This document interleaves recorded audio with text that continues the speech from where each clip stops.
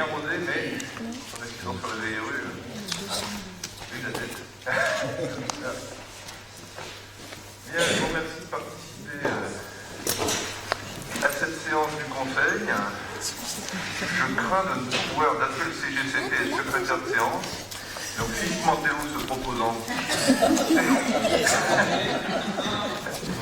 C'est donc avec plaisir. Il y a des remarques sur le compte rendu de la séance du 26 janvier. Je n'en vois pas. Il est donc adopté. Marc Chouva demande la parole. Alors c'est pas au secrétaire de séance que je vais m'adresser. Toutes nos félicitations, monsieur le maire, cher Patrick, et surtout à Odile, ton épouse, pour la naissance de votre fils samedi dernier.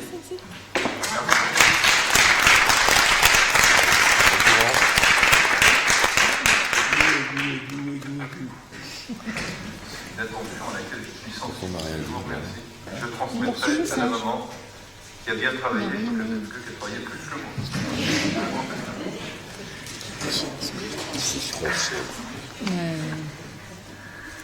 Alors, il y a un pouvoir de José Poupin, à votre serviteur, en compte également.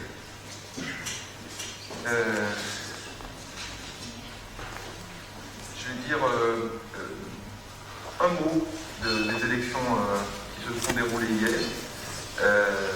D'abord pour saluer, comme il y avait plusieurs candidats autour de la table, la très bonne tenue de la campagne électorale qui s'est déroulée dans le respect, une tradition qui est celle de ce canton que je connais bien. Je souhaite que le même élan démocratique ait lieu au second tour, et si possible, avec une participation supérieure, compte tenu d'un enjeu qui me paraît supérieur d'ailleurs, à titre personnel, puisque c'est un duel inédit, et je n'ai pas le lieu ici de faire de la politique, mais dans le caractère inédit de ce duel, je souhaite que les plus républicains l'emportent. On a un certain nombre de délibérations simples sur la subvention au comité handisport de Savoie, sur les frais de fonctionnement de l'OGEC Saint-Lucie, la participation aux dépenses de fonctionnement des écoles privées sous contrat, convention cadre de formation avec le CNFPT. Il n'y a pas de questions particulières, d'opposition, d'abstention. Ils sont adoptés. Il y avait un certain nombre de questions à débattre sur le fonds de concours du réseau des sentiers d'agglomération. Marc Chouva peut nous en faire une brève présentation. Oui, il s'agit de vous présenter ce rapport qui concerne les opérations engagées financièrement sur le budget 2014 dans le cadre de la Convention communale des sentiers d'agglomération.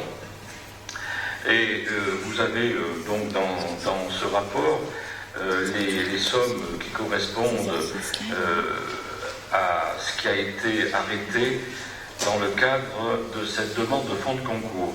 Alors il s'agit d'une part d'une somme de 8 470 € pour les divers travaux qui sont engagés, qu'il s'agit du débroussaillage du chemin, de différents travaux topographiques et des projets de cheminement qui sont encore à réaliser.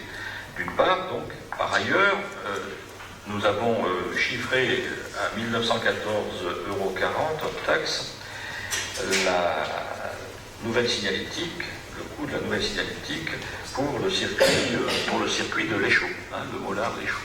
Voilà, alors il s'agit bien entendu, en liaison avec la décision que nous avions prise déjà concernant ces fonds de concours auprès de Chambéry Métropole, et bien de solliciter auprès de la collectivité d'agglomération le montant le plus élevé de subvention, puisque ça peut aller jusqu'à 50% du résiduel. Le résiduel, il faut l'entendre, pour nous, ça n'a pas beaucoup de conséquences. Il s'agit simplement de la somme qui reste lorsqu'on a enlevé les autres subventions. qui serait susceptible de nous être octroyé. Voilà. Donc nous allons solliciter l'adhésion donc sur cette première compétition, l'adhésion de Chambéry Métropole dans son soutien financier. Voilà, Monsieur le maire. Très bien. Des questions, oui, Oui, une courte intervention pour signaler ce qui me semble être une anomalie chronologique. Poser une petite question d'éclaircissement sur un des termes et puis annoncer une bonne nouvelle. Donc, le climat politique un peu particulier, on n'oublie pas de trouver des bonnes nouvelles. Le petit point, ce que j'appelle anomalie chronologique, alors c'est bien que ce soit Marc qui présente des rapports, parce que je crois qu'il y avait un spectacle de dimanche à 17h dont le thème était la machine à remonter le temps. Très beau spectacle. Voilà, si je dis pas de bêtises, parce qu'il se trouve que, pareil, si mon Alzheimer ne m'a pas trop fait de dégâts, je crois me rappeler avoir été à la dernière réunion, la dernière commission d'aglo, agriculture et développement durable, où nous avons déjà voté cette subvention avant qu'elle passe ce soir ici au conseil municipal. Je vais même vous donner le scoop de la somme qui était votée, puisque dans sa grande sagesse, la commission a voté 5 192,20 €, c'est-à-dire 50% de l'incitation du fonds de concours. Voilà, donc ça pourrait être anecdotique, ce décalage, je dirais, dans la façon de procéder. Simplement, je le signale parce que j'étais dans cette commission, je n'étais pas au courant que ce dossier qui concernait donc la commune où je suis élu allait être voté. Et donc, voilà, c'est un peu surprenant comme situation. La question d'éclaircissement, c'est que je vois dans le rapport, au milieu du rapport, cette étude va permettre à la collectivité d'engager une réflexion sur l'opportunité de poursuivre ce projet. Donc, je voulais avoir des éclaircissements parce qu'il me semblait que moi, que le projet, en tout cas, c'était présenté comme ça, Chambéry Métropole, était acté, puisqu'on demandait de l'argent pour réaliser un certain nombre de travaux. Donc, je veux savoir s'il y a des options qui sont encore claires. Et puis, je vous livre une bonne nouvelle qui touche, parce que ces sentiers, ça permet évidemment de se promener dans des lieux où la biodiversité est une richesse. Et il y a deux bonnes nouvelles. Il y en a trois, mais la première est provisoire. L'épisode de pollution qu'on a connu cette dernière semaine vient de s'arrêter aujourd'hui, mais rassurez-vous, ça reviendra. Hein, ce sont les bouchons, ça reviendra. Et deux bonnes nouvelles qui pourraient être définitives, c'est que l'Assemblée nationale vient enfin de voter l'interdiction de 5 pesticides, dont le Roundup, qui étaient des agents redoutables par rapport aux abeilles. Donc le crucher communal on va pouvoir continuer à produire, on pourra se balader.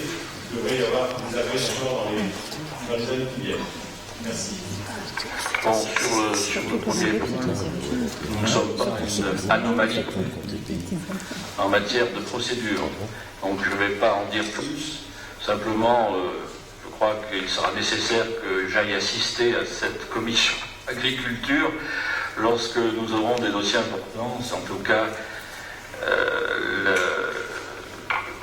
l'approche que j'en ai maintenant par rapport à ces défauts de circuit, de circulation, on peut dire, hein, de l'information et surtout du croisement des décisions. En tout cas, de toute façon, nous sommes bien tenus officiellement, hein, au sein de notre conseil municipal, de prendre officiellement cette décision pour qu'elle puisse rentrer en application, pour qu'elle puisse être appliquée. Mais je suis bien d'accord avec toi.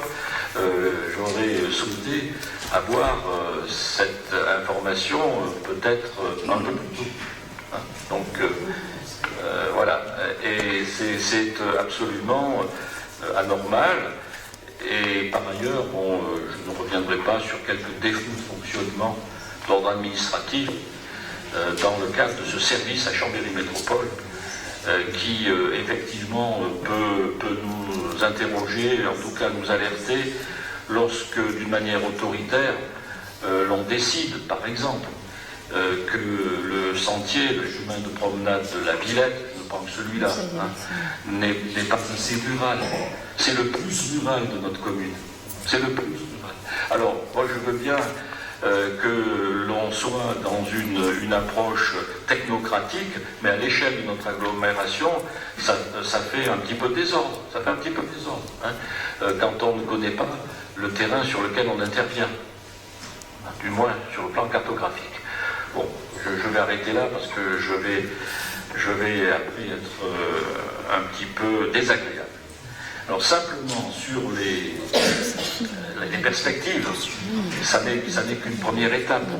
Ça n'est qu'une première étape puisque notre projet, il est global sur les Chauds et la Trousse, puisque nous allons avoir à nous prononcer sur une liaison très intéressante entre la Madeleine et la Trousse, en bord de RD 1006. Et là, on est dans des domaines non seulement de circulation plus agréable, piétonne et voire cyclable, mais de sécurité aussi, de sécurité. Ce qui nous permettra également de rejoindre un projet de sentier dont on a parlé déjà, qui rejoindra à partir du carrefour de la Trousse le sommet du Mollard. Et comme ça, nous aurons terminé cette boucle de promenade et nous poursuivrons, bien sûr, la mise en place des signalétiques et l'accompagnement sur le plan de la communication, délivrer des brochures qui pourront effectivement informer la population sur l'utilisation, la fréquentation de ces espaces. Alors évidemment, ça n'est qu'une première étape, et les autres perspectives, nous les verrons ensemble sur ce sentier chemin de promenade du Mollard, sachant par ailleurs que nous avons déjà effectué d'autres travaux sur le circuit de Bouages, qui est un circuit très intéressant, où on est intervenu déjà en matière de débroussaillage, mais ce sont nos services techniques qui ont effectué ces travaux. Voilà donc la réponse aux 2 points que tu as présentés, Gérard. Merci beaucoup. Est-ce que je peux juste apporter aussi d'autres informations qui me reviennent en attendant qu'elle arrive de façon officielle écrite de Jean-Marie Métropole? Puisqu'il va y avoir le cathodique des sentiers d'Aglo, qui est en cours d'élaboration, qui serait diffusé en supplément donc qui recensera l'ensemble des sentiers qui ont eu le label sentier d'agglomération, qui sera encarté dans le CM24 du mois de juin, fin juin, et qui après sera consultable en ligne pour éviter de trop gaspiller de papier. On en aura quelques exemplaires, je pense, dans les municipalités. Et donc, la validation se fera à travers une navette, un envoi le 23 avril aux communes. Et pour un retour pour le 5 mai. Donc, il y aura une fenêtre là qu'il ne faudra peut-être pas louper, justement, s'il y a des anomalies ou des choses un petit peu aberrantes qui figurent dans cette. L'anomalie par rapport à cette approche de chantier et de chemin de communication piétonne dans notre agglo, je reviens à ce sentier, ce chemin de la Villette. Celui-ci représentait d'une manière évidente les liens entre les communes, entre Saint-Bartholomew, Barbora, Larabois. Et il n'a pas été retenu. Alors je suppose qu'il y a d'autres produits qui sont pas tout à fait dans le cadre de l'approche voulue pour valoriser ce sentier d'agglo. Pour regarder de manière attentive. Moi, je ferais juste une proposition. Il y avait quelque chose qui marchait très bien. C'est qu'il y avait une personne auparavant qui s'occupait d'une piste cyclable et qui prenait son vélo et qui y allait. Je pense que la personne qui s'occupe des sentiers pourrait prendre ses potes et y aller aussi. Et ça réglerait pas le problème.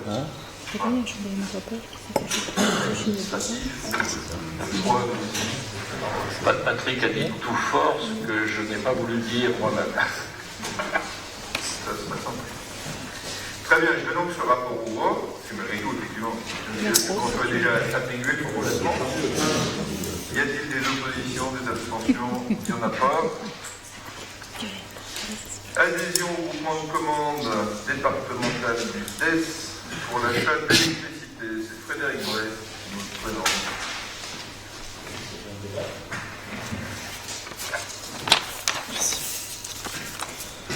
La loi NOM du 7 décembre 2010 sur la nouvelle organisation du marché de l'électricité en cas de disparition des tarifs réglementés de vente d'électricité. Le 1er mars 2016, les sites ayant une puissance loustique maximale stricte supérieure à 36 kW, c'est-à-dire des contrats au tarif jaune ouvert, auront dû basculer sur les offres de marché. Le syndicat départemental de l'énergie de la Savoie, CDS, organise et coordonne un groupement de commandes départementales pour l'achat d'électricité correspondant aux actuels contrats au tarif jaune et vert.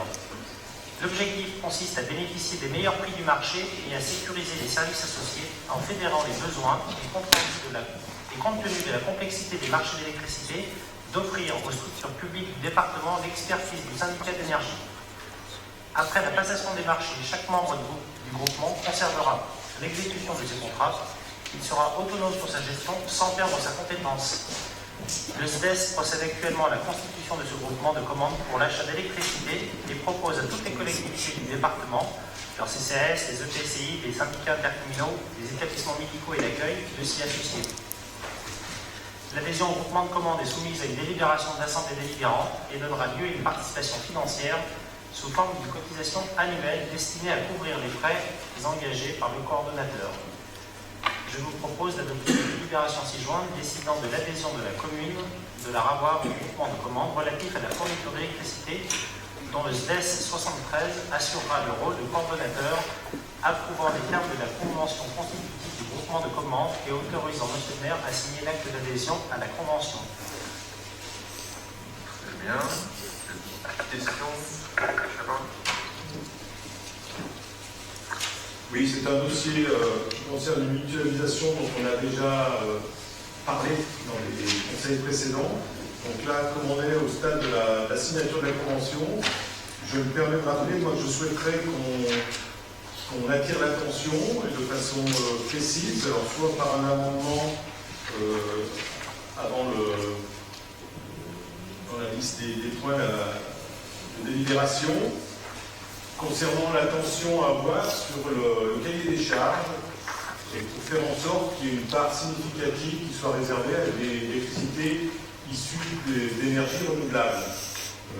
Ça se fait d'ailleurs très très couramment maintenant dans la plupart des collectivités. J'ai même trouvé un département entier, donc ça rejoint un peu le dimensionnement de l'opération qui nous est proposée, puisque le Calvados a un SDEC, qui je pense est l'équivalent de nos SDES, et où ils sont carrément à 100% d'énergie renouvelable, puisqu'ils ont contracté, sans leur faire de publicité, avec Direct Énergie. On peut être plus modeste peut-être dans un premier temps, mais ça veut dire qu'il faut à la fois qu'il y ait des gens vigilants dans la rédaction du cahier des charges et dans la commission d'appel d'offres, puisque je vois que la commission d'appel d'offres, ce qui est un petit peu normal, c'est celle du coordinateur. Donc je ne sais pas qui est, mais je voudrais être sûr que notre choix de la Ravoire, et j'imagine et j'espère que c'est le choix des autres collectivités qui vont s'engager, soit vigilant sur cet aspect-là, et notamment, ça rejoint une remarque qu'on fait régulièrement quand il y a des mutualisations, que si besoin, on crée des lots, parce que ça va faire un lot très considérable en termes de quantité à fournir, et qu'on crée des sous-lots pour permettre à d'autres opérateurs, justement, qui n'ont pas les moyens de répondre à l'ensemble de la demande électrique, de pouvoir quand même concourir. J'ai des exemples, Lorient, La Rochelle, le Grand Nancy, donc ça se fait, on sait faire, et il y a maintenant des opérateurs qui peuvent garantir. Soit c'est des opérateurs, c'est le cas Direct Énergie, et c'est moyennement satisfaisant, qui se contentent d'acheter des certificats d'énergie renouvelable. C'est mieux que rien, mais ça ne crée pas de production supplémentaire. Et il y a par exemple un petit producteur, j'en parle parce que moi c'est lui qui m'alimente, qui s'appelle Enercop, qui lui est une coopérative qui s'engage au fur et à mesure qu'ils fournissent, ils financent des projets de production d'énergie renouvelable. Donc c'est encore mieux parce que ça augmente, je dirais, le potentiel qui est distribuable. Voilà. Donc je voudrais qu'on indique cette préoccupation et puis qu'on suive, enfin que quelqu'un puisse suivre ça pour que, au niveau notamment de la rédaction du cahier des charges, parce que je pense que c'est là que ça va jouer, il y a des gens comme l'ASDER ou d'autres qui soient bien associés pour qu'on fasse quelque chose qui permette à des opérateurs d'énergie renouvelable de concourir. Oui, c'est bien. D'ailleurs, ils ont déjà commencé à travailler sur les CAO, mais à ce moment-là, Frédéric d'ailleurs suivra ça auprès du SDES. C'est une bonne idée. De toute façon, je veux évidemment qu'on le fasse, mais c'est vraiment une question d'allotissement. Par rapport à la convention elle-même, je pense qu'on peut difficilement la modifier, la délibération à la convention.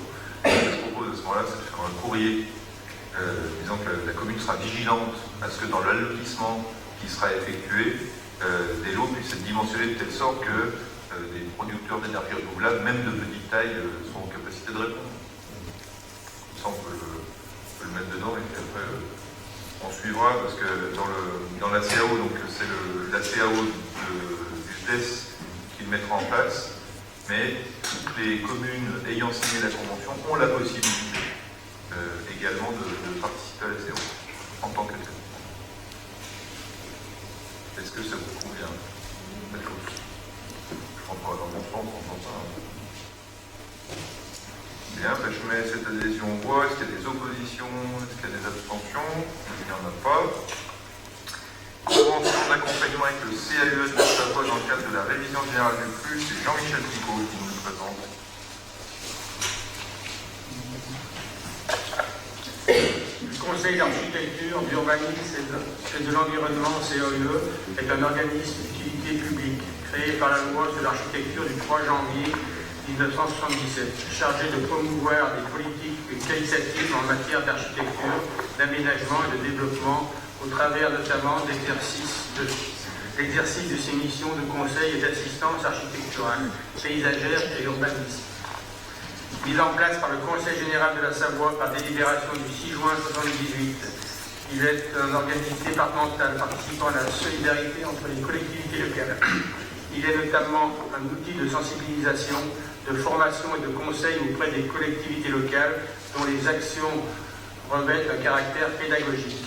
Le CAUE, constitué sous forme associative, mène avec les collectivités et leurs syndicats qui le souhaitent des actions concertées pouvant être formalisées par des conventions de mission d'accompagnement. Dans le cadre de la procédure de révision générale du PLU engagée par la commune, il convient d'engager une mission d'accompagnement avec le CAUE qui aura pour intérêt la mise en place et la conduite d'un processus de concertation complémentaire à celui mené par le bureau d'études en charge de la révision du PLU. Il participera et animera, en lien avec Savoie Vivante et le bureau d'études, des ateliers de concertation, des forums publics de restitution et des réunions publiques. La prestation est évaluée à 6 250 € pour la durée de la mission, l'accompagnement prévu de mars 2015 à avril 2016. Je vous propose d'adopter la délibération 6 juin, approuvant les termes de la convention de mission d'accompagnement à intervenir avec le CAUE de la Savoie et autorisant M. le maire à signer ce document. Très bien. Des questions sur ce dossier? Gérard, également. Voilà. C'était un petit rappel concernant le processus d'accompagnement du PLU, puisqu'on avait, lors du conseil municipal du 24 novembre, lorsqu'on avait voté une demande de subvention auprès de l'ADEME, pareil pour compléter l'accompagnement, on avait aussi eu l'occasion d'échanger, d'apprendre quelques informations, notamment la mise en place du comité de pilotage et puis un peu l'architecture générale de cette première phase de concertation. Et du fait qu'on n'était plus dans le comité de pilotage, contrairement à la révision du PLU 2004, il nous avait été dit qu'il y avait un engagement de faire un conseil municipal privé par trimestre pour faire le point d'avancement. Et à l'époque, on venait de voter l'embauche du urbaniste de Fermica pour faire la phase de diagnostic. Et donc on est un petit peu inquiet, embêté pour arriver des réunions publiques devant la population le 31 et le 1er avril, alors que nous, en tant qu'élus, gérons aucune information. On aurait souhaité pouvoir avoir une restitution d'un point avant que ce soit fait au niveau de la population, pour qu'on puisse aussi enrichir et faire part de nos observations. On le fera même postérieurement aux réunions publiques, parce que là on est vraiment dans le démarrage. Après, ils sont au stade diagnostic. Et au demeurant, on a guère plus d'informations que vous. Donc il n'y a pas de volonté de dissimuler quoi que ce soit. Hein. En fait, la nouvelle loi Allure, qui est une loi un peu compliquée, bon, je ne veux pas encore dire du mal de l'auteur, mais prévoit que dans un premier temps, le bureau d'études chargé du PLU doit effectuer un diagnostic, puis ensuite confronter ce diagnostic dans le cadre d'une concertation publique, donc c'est celle qui commence avec les réunions publiques, et doit le restituer, donc pour nous ce sera au mois de juin. Donc je pense qu'on tiendra un conseil privé vers le mois de mai, de telle sorte qu'elle nous apporte l'ensemble des informations collectées, parce que dans cette phase diagnostique, il y a deux objectifs particuliers. Le premier objectif, c'est est-ce qu'on a atteint les orientations, et notamment les orientations d'aménagement, ce qu'on appelle les OAP du PLU de 2004, et ensuite, est-ce qu'on peut identifier des dents creuses de densification possible sur l'espace déjà urbanisé sur la commune. Donc ça, c'est un travail, on va dire, avant tout de technicien, sur lequel le la parole publique n'a pas à parler.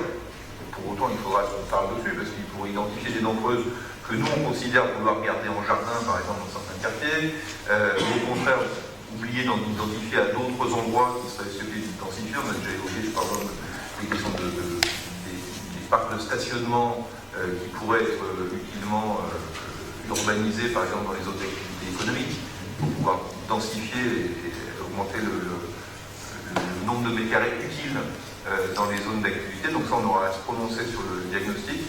Au 30 juin, la phase diagnostic sera achevée.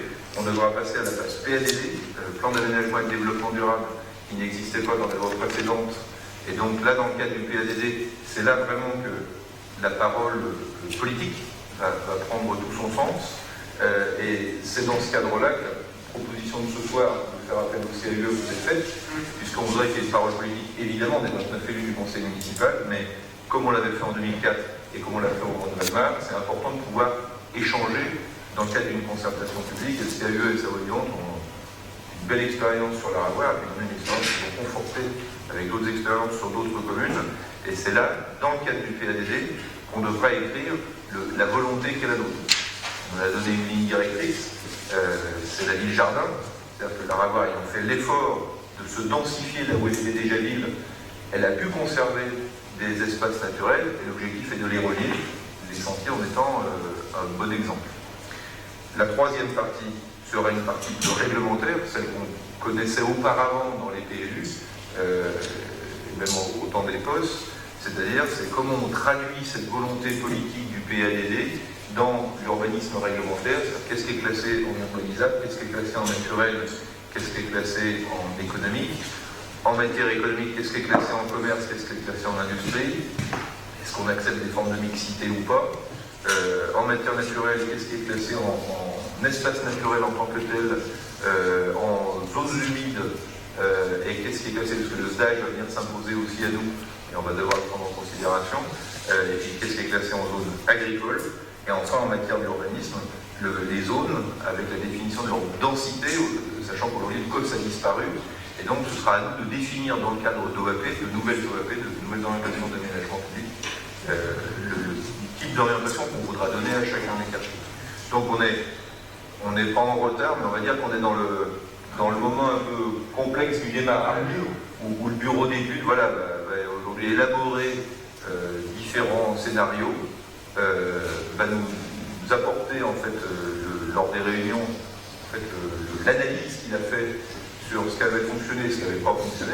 Je le fais d'ailleurs de façon très transparente, je suis complètement favorable lors des réunions publiques, et que ensuite nous on prenne la main sur le sujet et qu'on le fasse dans une concertation avec la communauté. Voilà, on en est là aujourd'hui dans la procédure. Il y a d'autres questions sur le sujet.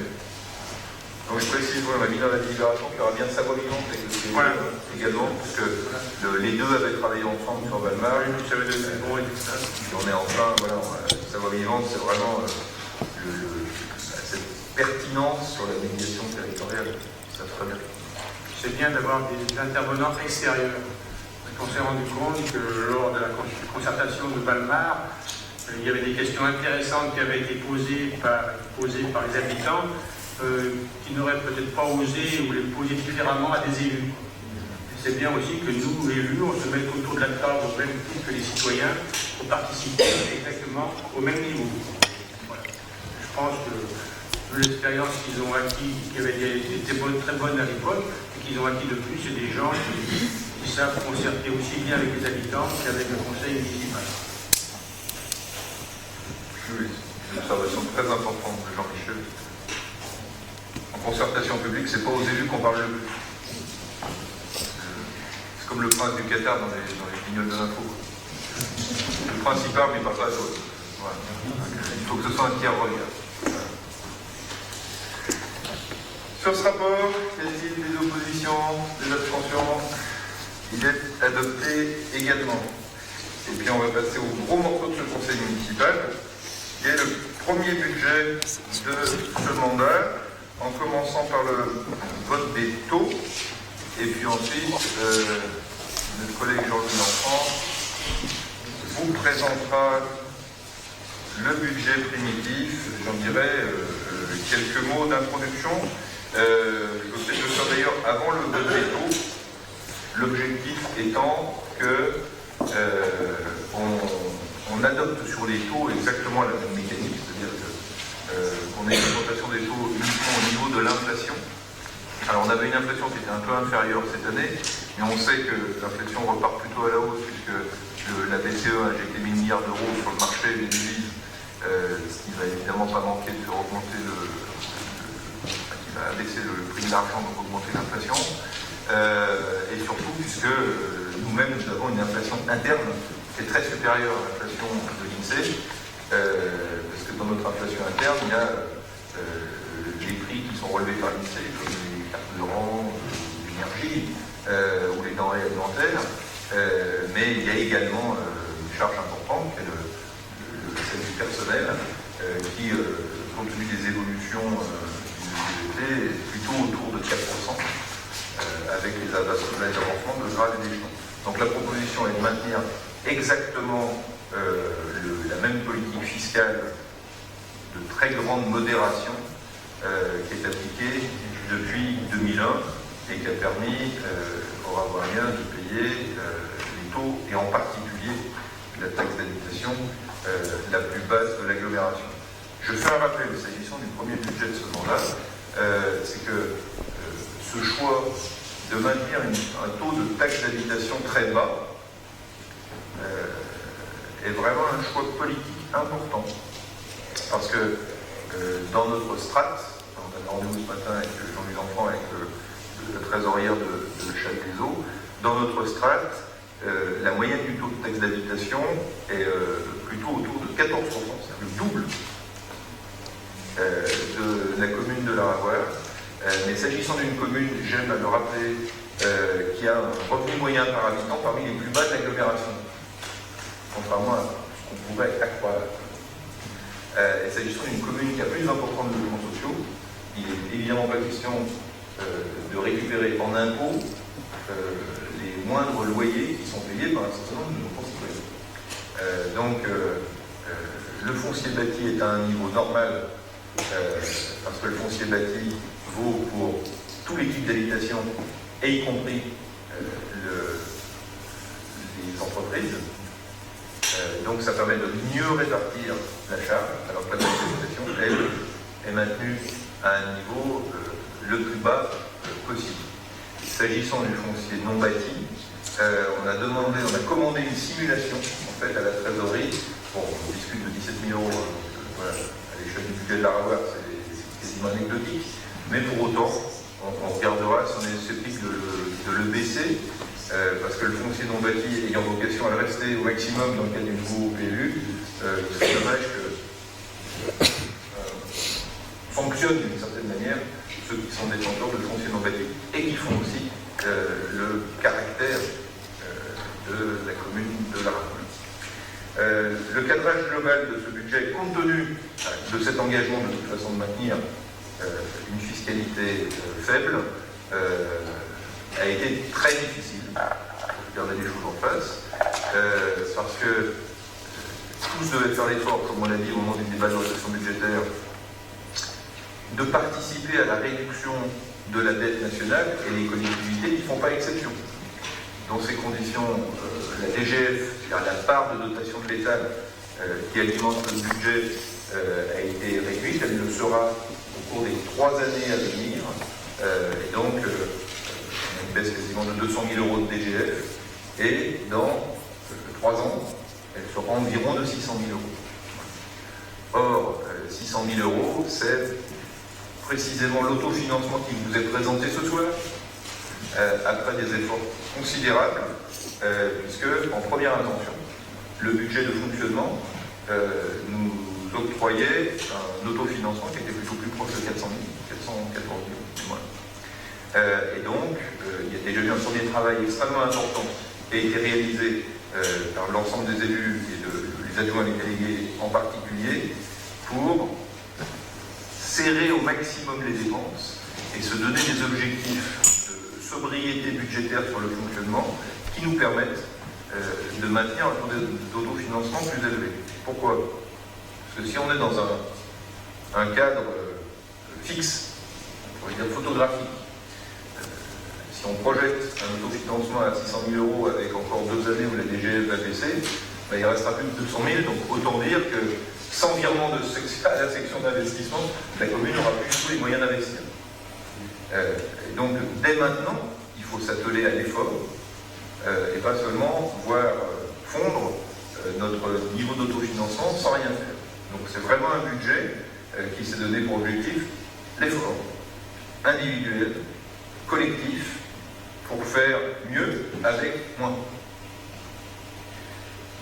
Heureusement, on n'est pas dans un cadre fixe et photographique, parce qu'on a cette chance d'être sur une commune qui est attractive, qui a un fort développement, que ce soit un développement économique, implantation d'entreprise ou implantation en matière de logement, et on sait que les livraisons, par exemple le dernier bâtiment du quartier de Féjaz, du premier rideau de Valmar, vont nous amener, à partir de l'an prochain, des ressources supplémentaires. On sait que l'implantation des nouvelles entreprises sur la zone de la Villette va en amener également l'an prochain, que dans 2 ans, l'aménagement de la nouvelle zone commerciale de Pré-Renault nous amènera également, notamment en matière foncier bâti, des ressources complémentaires, parce que évidemment la fiscalité d'entreprise stricto sensu remontera à Chambéry Métropole, mais cette dynamique doit nous imposer aussi de rester dans une optique de développement. C'est-à-dire que si d'un côté la ressource de l'État baisse, on peut s'imposer des efforts, mais si on ne veut pas que l'effort devienne austérité, il faut que la commune poursuive son développement. Et donc le travail qu'on fait dans ce budget et qu'on fait au quotidien, c'est aussi de permettre à l'opération Valmar de se poursuivre, permettre à l'opération de rénovation énergétique des bâtiments de Féjaz de se poursuivre, de monter de nouvelles zones d'activité économique. C'est aujourd'hui la Villette, c'est dans un demain quasi immédiat la zone de Pré-Renault. On aura, je l'espère, à présenter lors d'un prochain conseil municipal également l'implantation d'une zone sur les Massettes, si nous pouvons travailler avec la commune de Barbera sur une future plaine des sports. Et dans ce cadre-là, la commune pourra se doter d'un développement qui lui permettra de passer ce très mauvais moment, mais elle en a les moyens. Et elle en a surtout l'opportunité. Il y a d'autres communes qui ne sont pas dans cette capacité de développement potentiel, et donc il faut qu'on l'assume absolument. J'en reviens un instant avant de parler des taux et de les soumettre à votre vote, sur les efforts en matière de fonctionnement. Nous avons défini l'orientation générale qui était celle de l'effort, mais 2 budgets sacralisés, qui étaient celui de l'école et celui du social. Parce que même dans l'effort, ça doit rester un budget de crise. Donc, on a dit c'est surtout, sauf sur ce qui était important pour les plus fragiles de nos concitoyens en matière sociale, et évidemment, pour tout ce qui peut préparer l'avenir avec l'école. Donc ces 2 budgets-là, eux, sont restés à même niveau. Pour tout le reste, l'objectif a été effectivement de faire grosso modo 7% d'économie sur le budget de fonctionnement, et chacun s'y est attelé. Voilà ce que je pouvais dire en cadrage général. Avec les taux donc, que vous retrouvez avec la bête d'application du 2,5, et donc un taux de taxe d'habitation qui se situerait à 7,61, de foncier bâti à 23,08 et de foncier non bâti à 78,69. Y a-t-il des questions sur le vote des taux? Robert. Oui, concernant l'augmentation des taux, on a pratiquement la même problématique que l'année dernière, à savoir qu'on entend parfaitement que l'augmentation, que la taxe d'habitation est la taxe la plus sociale des 3, peut-être, puisqu'elle ne touche que les locataires, donc elle ne touche pas les propriétaires. qu'on maintienne... Non, mais c'est pas ce que je voulais dire, pardon. Elle a un impact uniquement, voilà, un impact uniquement Les habitants. les habitants. Voilà, Soit propriétaires ou locataires. je me suis mal exprimé. Elle a un impact que sur les habitants. Qu'on maintienne cette taxe à un taux bas, on l'entend, on le comprend, on partage le choix fait. En ce qui concerne la taxe foncière bâtie, puisqu'en ce qui concerne le foncier non bâti, il est petit quand même, hein, le foncier non bâti est petit sur la commune. En ce qui concerne la taxe de foncier bâti, elle augmente, beaucoup, régulièrement chaque année, hein, parce qu'une augmentation de 2,5% sur le foncier bâti, c'est beaucoup plus conséquent qu'une augmentation de 2,5% sur la taxe d'habitation, puisque le taux est plus bas, donc l'augmentation qui se répercute est plus importante. Cette taxe foncier bâti touche tout le monde, hein, les entreprises, les commerces, les habités propriétaires, mais elle atteint quand même des niveaux relativement importants sur la commune, et beaucoup plus importants que beaucoup de communes de l'agglomération. La question qui se pose, c'est que depuis 5 ans, on augmente systématiquement de 2,5%. Quel que soit le taux d'inflation, alors j'entends bien que le taux d'inflation de l'INSEE, il y a le taux d'inflation interne, comme vous avez dit tout à l'heure, j'entends bien la différence entre les deux, mais cette augmentation de 2,5% systématique est quand même importante, conséquente, et comment dire, elle est sans doute supérieure au taux d'inflation interne, que vous avez décrit tout à l'heure. Non, l'interne est de 4. L'interne est de 4. De 4.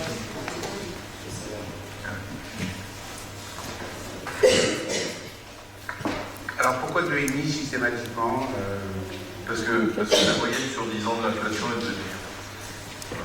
Donc en fait, non. Pas sur 10 ans, non. Non.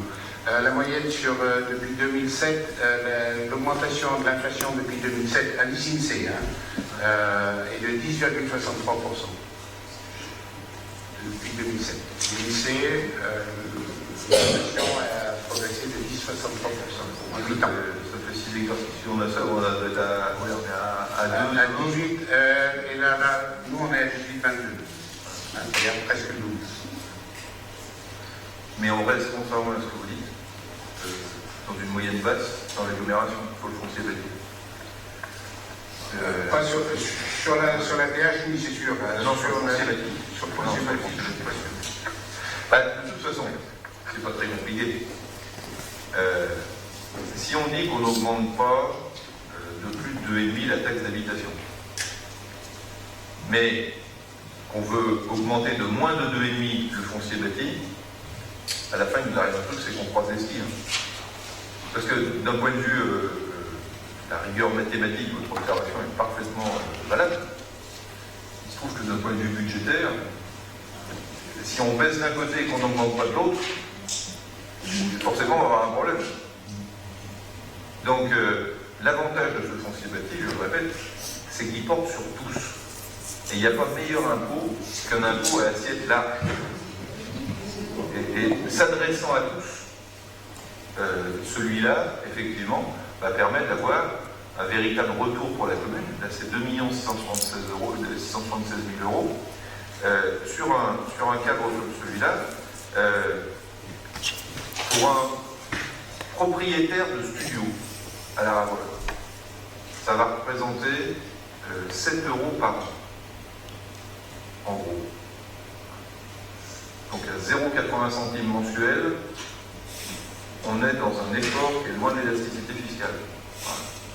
Et pour une entreprise, en fonction de la taille de son bâtiment, on ira peut-être jusqu'à 80 ou 90 euros.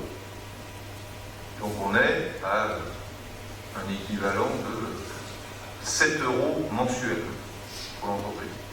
Je suis bien placé pour savoir qu'on a marre de payer toujours plus, mais pour autant, on est vraiment dans un effort qui est minuscule. Et je pense que il y a d'autres postes budgétaires sur lesquels les entreprises peuvent trouver l'économie de 7 euros mensuels. Voilà. Donc c'est un vrai choix, je comprends. Hein.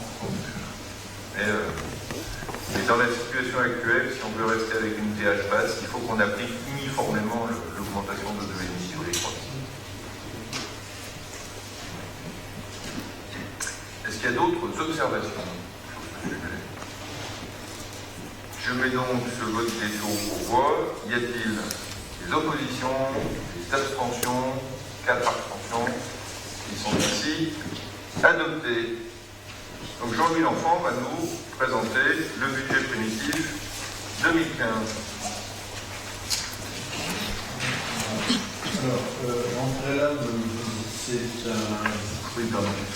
un budget primitif donc, qui reprend totalement les grandes orientations qui ont été débattues lors du débat de l'orientation budgétaire du 26 janvier et ce budget fait l'objet d'une présentation détaillée, d'ailleurs strictement identique à celle de ce soir à la commission des finances qui a eu lieu lundi dernier. Alors par rapport à cette commission des valeurs, vous avez donc le rapport qui a été diffusé, vous avez même des grands tableaux avec le détail et en plus là nous avons bâti en fond d'écran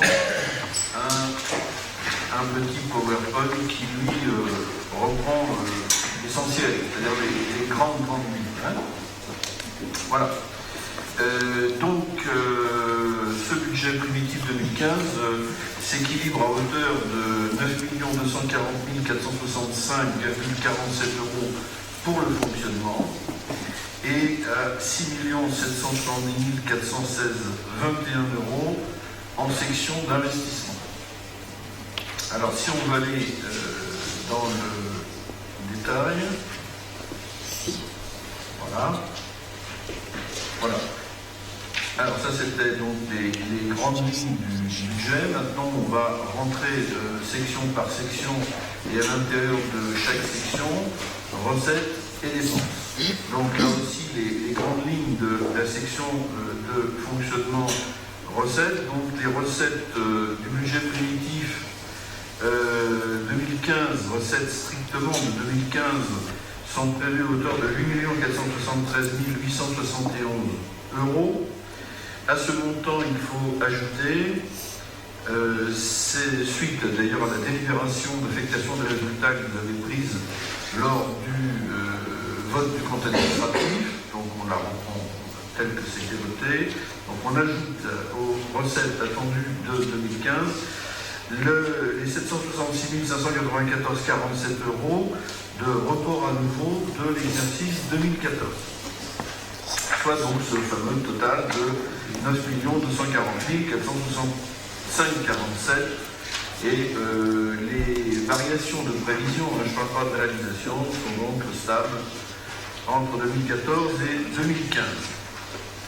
Donc les recettes sont prévues bien évidemment de manière sincère et prudente, sincère pour certaines, prudente pour d'autres qui sont liées à l'activité économique.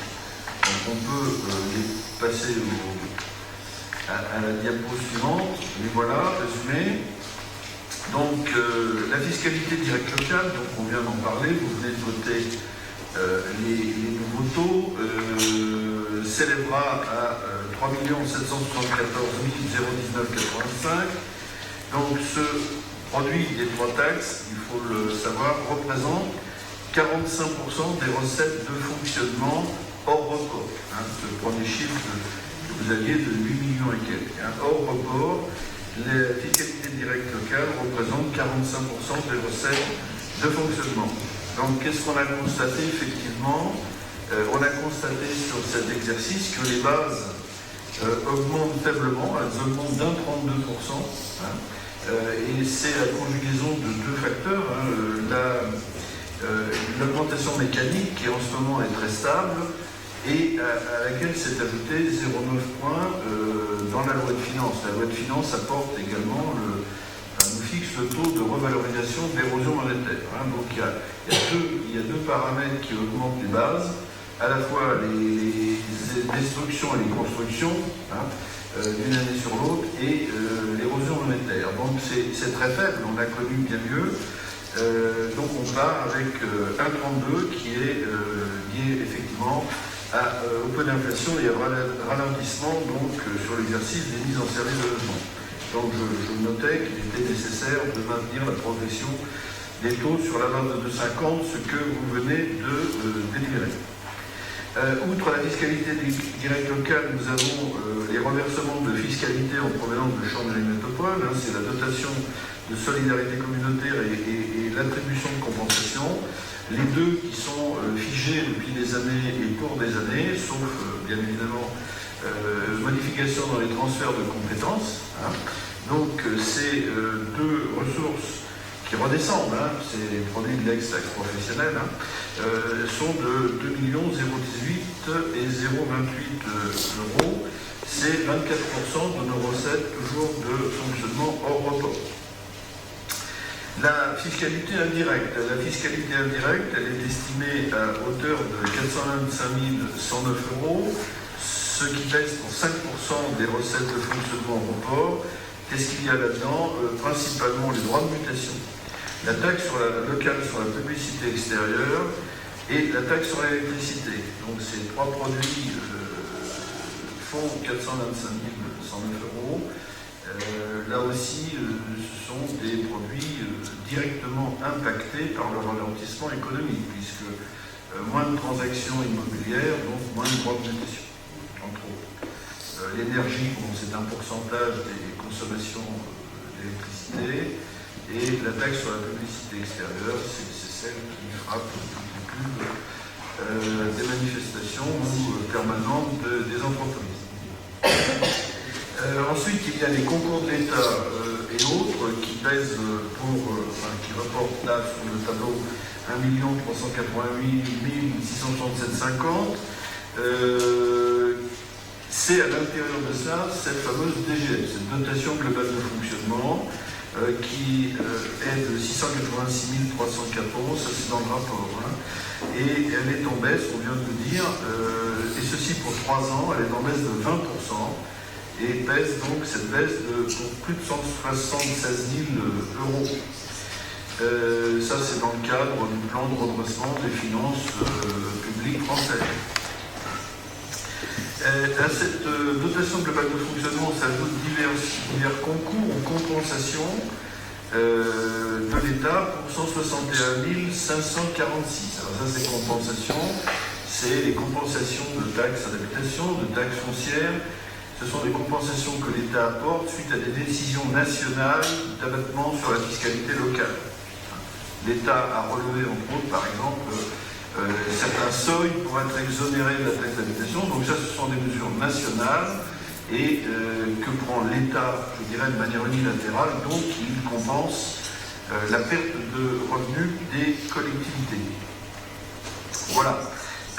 Donc ces participations de l'État et autres collectivités, ce sont des subventions diverses qui peuvent venir du département, qui peuvent venir de la région, etc., sur des projets autres que d'investissement.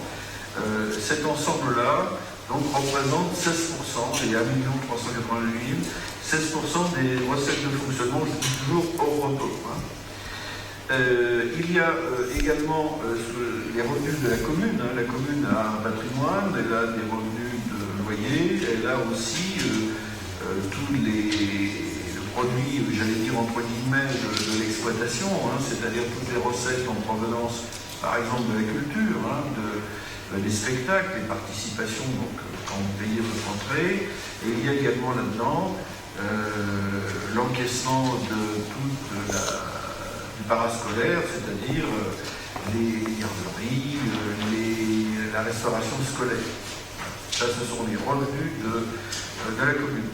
Donc ces revenus représentent 7%, c'est 612 000 euros, 7% des recettes hors report. Et enfin, pour être complet sur les recettes de fonctionnement, nous avons une recette exceptionnelle, je l'ai précisé, elle est de 140 282 euros, surtout pour dire que nous ne la retrouverons pas l'année prochaine. Il s'agit tout simplement d'indemnité de solde de l'indemnité d'assurance sur le sinistre du clubhouse des tennis. Voilà. Bon, elle est exceptionnelle, mais en face, nous aurons bien évidemment la reconstruction qu'on verra tout à l'heure en investissement. Voilà pour les principales recettes de fonctionnement. Côté dépenses. Côté dépenses de fonctionnement, là, on a distingué, donc vous savez que le budget est forcément équilibré section par section, donc on va retrouver un total de dépenses égal au total des recettes. Simplement, bon, côté dépenses, on fait une distinction entre ce qu'on appelle les dépenses réelles, celles qui génèrent des flux financiers, c'est-à-dire que là, l'argent qui va sortir de la commune, et des dépenses d'ordre, c'est-à-dire qui tournent à l'intérieur des budgets, qui sont une dépense pour la section de fonctionnement et une recette pour la section d'investissement.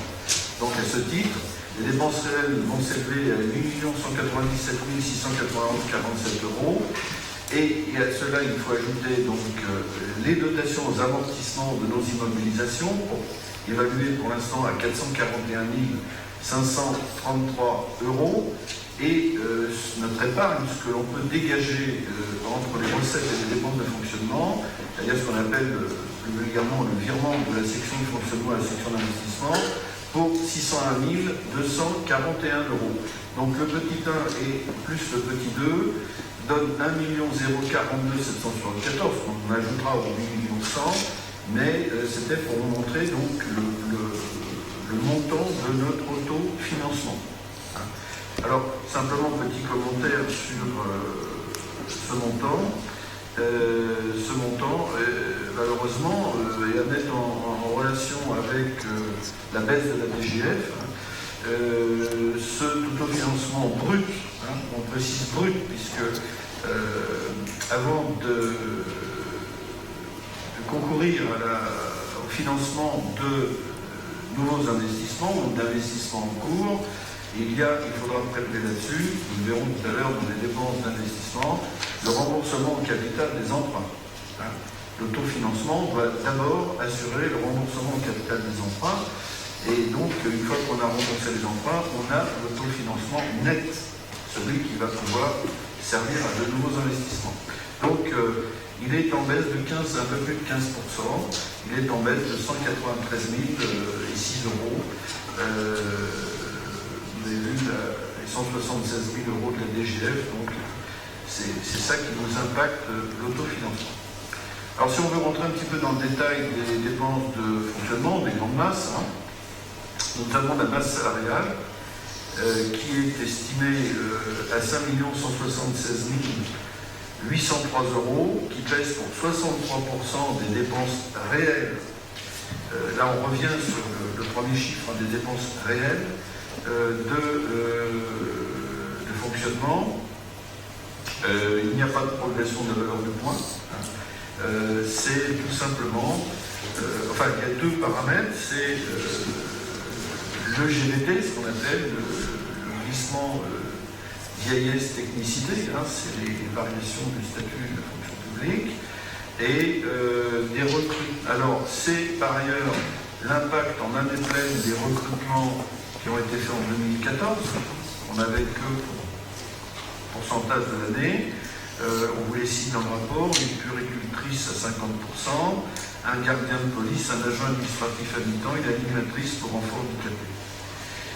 Il y a aussi dans l'impact de la variation de la base salariale les évolutions législatives ou réglementaires, donc hausse du SMIC, les revalorisations indiciaires, on les a dans le GVT, les cotisations retraite, etc. Il y a l'impact des nouveaux rythmes scolaires.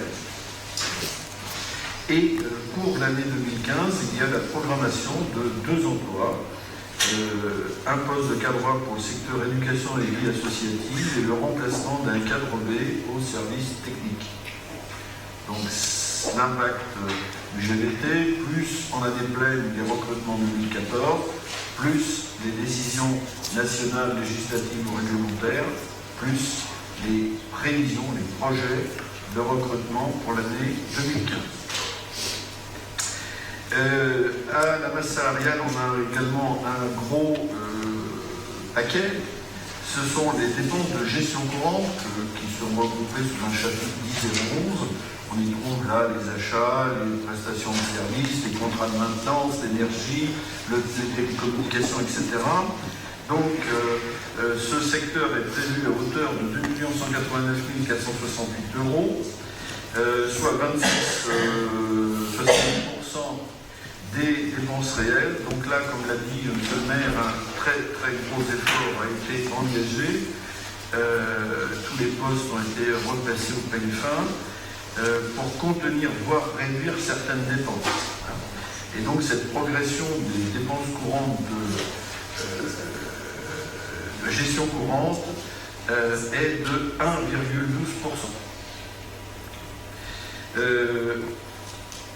La progression des charges financières donc, est contenue. Les charges financières d'ailleurs, nous verrons tout à l'heure en section d'investissement et projets d'équilibrage et d'emprunt. Donc il faut savoir que toujours dans le cadre d'un budget à la fois transparent, sincère et inattaquable sur le plan des chiffres qui sont à l'intérieur, les charges financières qui vous sont projetées sont tout simplement les charges des emprunts déjà contractés, en plus le reste à réaliser, vous avez vu lors du compte administratif d'un emprunt de 800 000 € qu'on a pu décaler donc, et qui rentre tout simplement cette semaine, et donc qui ne pèsera que pour 9 mois en intérêt et en capital. Il est intégré, et nous avons également intégré ce que devrait coûter sur un trimestre seulement l'emprunt d'équilibre que vous verrez en section d'investissement. Donc les charges financières sont calculées pour assurer nos engagements et nos projets de souscription d'emprunt. Le monde associatif, l'effort sur le monde associatif est bien entendu préservé. Et là, je marque une pause. Vous devez avoir dans vos rapports la liste exhaustive de toutes les subventions. Puisque, comme vous le savez, les subventions sont sur un article 654, mais 57, peu importe le numéro, mais chaque subvention est un crédit individualisé. C'est-à-dire qu'on ne vote pas les subventions dans sa globalité, mais on les vote ligne par ligne, même pour 2 €. Donc en annexe du budget, vous avez la liste des subventions sur laquelle éventuellement tout à l'heure vous pouvez intervenir, mais là aussi il y a eu un gros travail de nettoyage de fait, de manière à pouvoir préserver, voire satisfaire les demandes locales en se réinterrogeant sur la pertinence de subventionner les organismes, je n'allais pas dire internationaux, mais à minima nationaux, où on abonde comme ça la porte de l'habitude. Hein. Donc voilà, donc on a ramené souvent, quand elles ne sont pas supprimées, à des sommes, je dirais, symboliques d'estime, et en échange, on a pu répondre présent à des demandes locales. Voilà pour les... donc vous allez pouvoir revenir dessus, vous avez la liste des subventions, et donc voilà les principales dépenses de fonctionnement. Je me répète, hein, mais c'est pas pour aller vite, mais vous avez à l'intérieur, ligne par ligne, tout le détail que vous avez reçu, soit en tirage papier, soit en dématérialisé par courrier. D'ailleurs, on s'y reportera tout à l'heure dans la section d'investissement, parce que sinon, alors là, mon PowerPoint, on n'en sortira pas. Voilà. Donc, maintenant, la section d'investissement. Alors, la section d'investissement, d'abord en recettes, ça va très vite. Les recettes de l'exercice 2015 sont estimées à 5 696 660,44, et ça, ce sont les recettes, on va dire, réelles, à quoi il faut ajouter les restes à réaliser, puisque la différence de la section de fonctionnement, qui ne connaît pas de reste à réaliser, tous les crédits utilisés sont annulés et se retrouvent dans le résultat. En section d'investissement, toutes les recettes ou toutes les dépenses qui ont fait l'objet d'un engagement sont des restes à réaliser qui se reportent sur l'année d'après. Et ça, vous avez là aussi, lors du vote du compte administratif, voté les dates des restes à réaliser de recettes et de dépenses. Donc les restes à réaliser de recettes de 2014 sont 979 160 euros, dont 800 000 d'emprunt. Et le report à nouveau, c'est-à-dire que hors reste à réaliser, la section d'investissement de 2014, je précise bien hors reste à réaliser, la section d'investissement de 2014 dégageait un résultat positif de 94 595,77. Ce n'est qu'après avoir ajouté les restes à réaliser de recettes et les restes à réaliser de dépenses qu'on est tombé en négatif et qu'on a un besoin de financement, ce fameux besoin de financement qui est financé par prélèvement sur l'affectation des résultats. D'accord ? Et la section stricto sensu de 2014 dégageait un résultat positif de 94 000. Donc les recettes de 2015, 5,6 millions, les recettes en reste à réaliser 979 160 et un report à nouveau de 94 595,77. Le tout fait donc notre section d'investissement recettes que je donnais en entrée à 6 770 416,21. Alors, si on rentre légèrement dans le détail des recettes d'investissement, donc je vous rappelle ce fameux besoin de financement, donc ça va être une recette d'investissement puisque la section de fonctionnement l'abonde et que nous émettons un type de recette. Donc c'est ce qui va en réserve en fin de compte. C'est donc une recette de la section d'investissement qui par ailleurs doit, quand il y en a un, intégrer en dépenses télévisives. Bon, le fonds de compensation de la TVA. Donc le fonds de compensation de la TVA, je ne veux pas expliquer ce que c'est, tout le monde le sait. Il est estimé à 280 000, il est calculé sur la base des investissements qui ont été faits de nos exercices en amont, puisqu'il y a un décalage de 2 ans. Donc ça, c'est quelque chose qu'on est capable d'estimer très très près. On sait quels ont été les investissements d'année de référence, et on sait qu'à l'intérieur, il y a des investissements qui sont éligibles, d'autres qui ne sont pas éligibles au FCTVA. On remplit un imprimé, on envoie tout ça à la préfecture, et on perçoit après contrôle donc ce fonds de compensation de la taxe à la valeur ajoutée. Sont également recettes réelles d'investissement la taxe d'aménagement. Alors la taxe d'aménagement, on l'a prévu avec une grande prudence. C'est le même problème que les droits de mutation en fonctionnement. La taxe d'aménagement en investissement, elle est liée effectivement au permis de construire. Ils se sont légèrement raréfiés ces 2 ou 3 dernières années.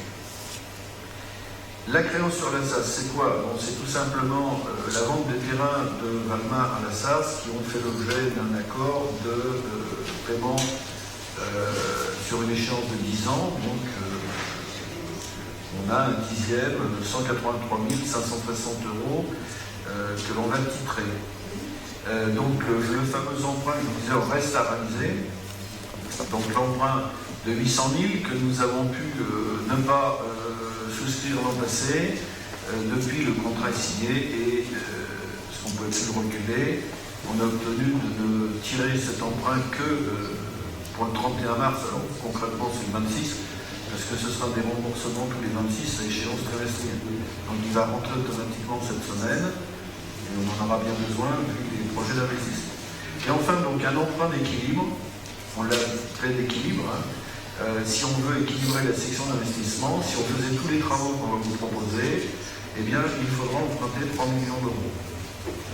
Alors, ces 3 millions d'euros, on sait que si on doit les emprunter, de toute façon, on ne tirerait pas dessus avant le mois d'octobre. C'est la raison pour laquelle je vous ai dit que dans les charges financières de l'exercice 2015, il y a à la fois les emprunts connus et souscrits, il y a les 800 000 euros pour 9 mois, et il y a les 3 millions pour un trimestre. On l'a calculé sur la base de l'emprunt. Alors l'emprunt de 800 000, il est souscrit au taux de 2%, 15 ans de taux fixe. c'est un bon taux. 2%, 15 ans, taux fixe. Et donc, on a fait les calculs, on a tout simplement fait les simulations sur 3 millions, 15 ans, 2%, taux fixe. Bon, si on peut faire mieux, on fera mieux. Hein. Voilà. Donc, mais ça, c'est un équilibre. Il n'y a pas de contrat, il n'y a même pas de consultation des banques pour l'instant. Voilà pour les principales recettes principales et totales des recettes réelles d'investissement. Alors maintenant, les dépenses d'investissement.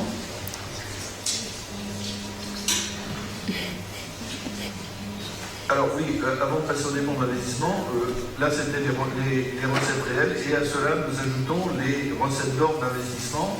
Donc l'autofinancement dont on a parlé, qui est une dépense de fonctionnement et qui est une recette d'investissement.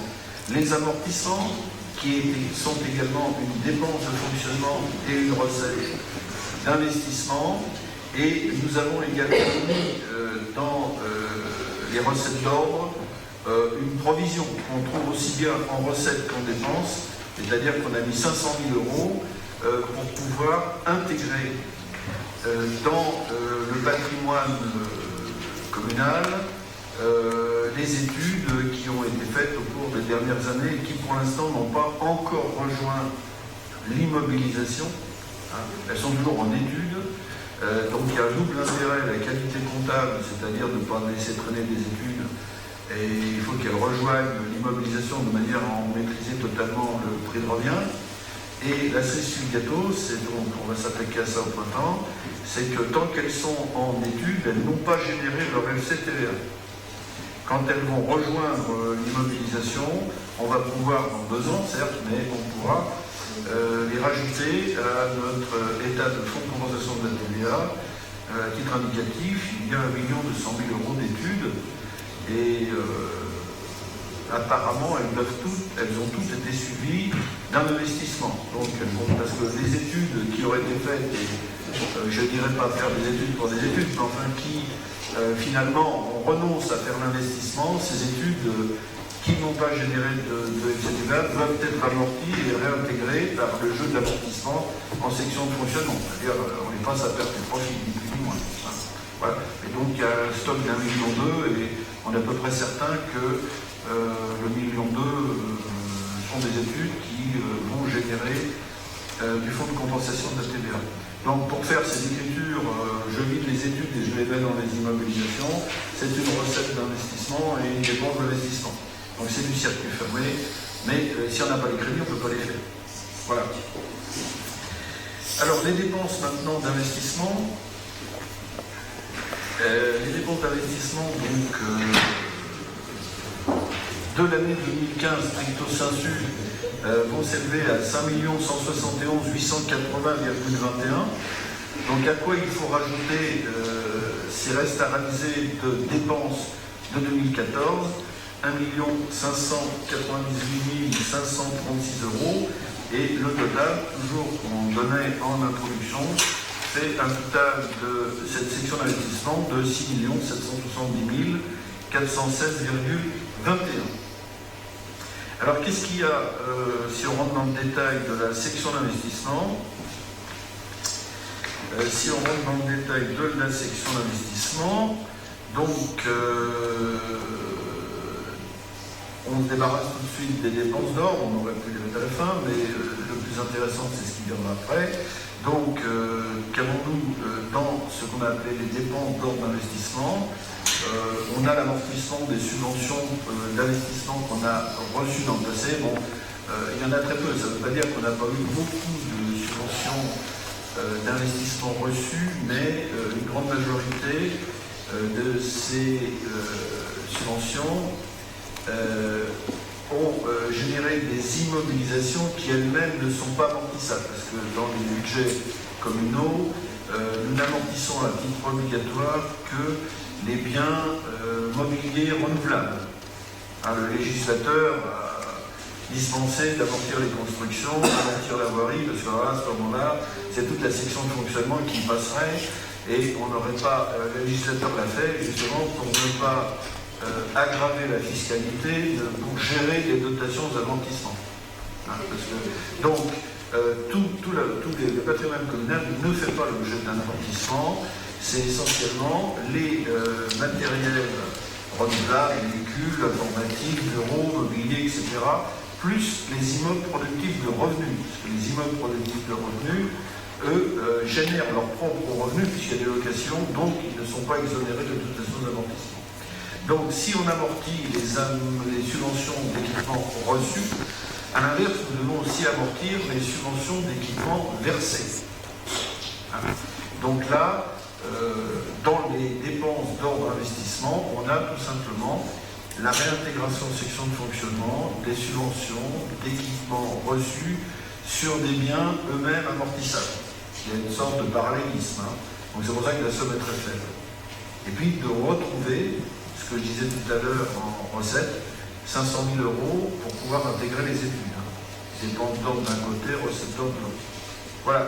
Donc une fois qu'on a évacué les dépenses d'ordre d'investissement, c'est pas ce qui est le plus intéressant, on a effectivement maintenant les dépenses, les principales dépenses réelles d'investissement, donc qui s'élèvent, proposition 2015 plus reste à réaliser 2014, à 6 258 151,21 €. Alors qu'est-ce qu'il y a là-dedans? Là, je vais vous renvoyer à l'état que vous avez reçu, parce que le budget est...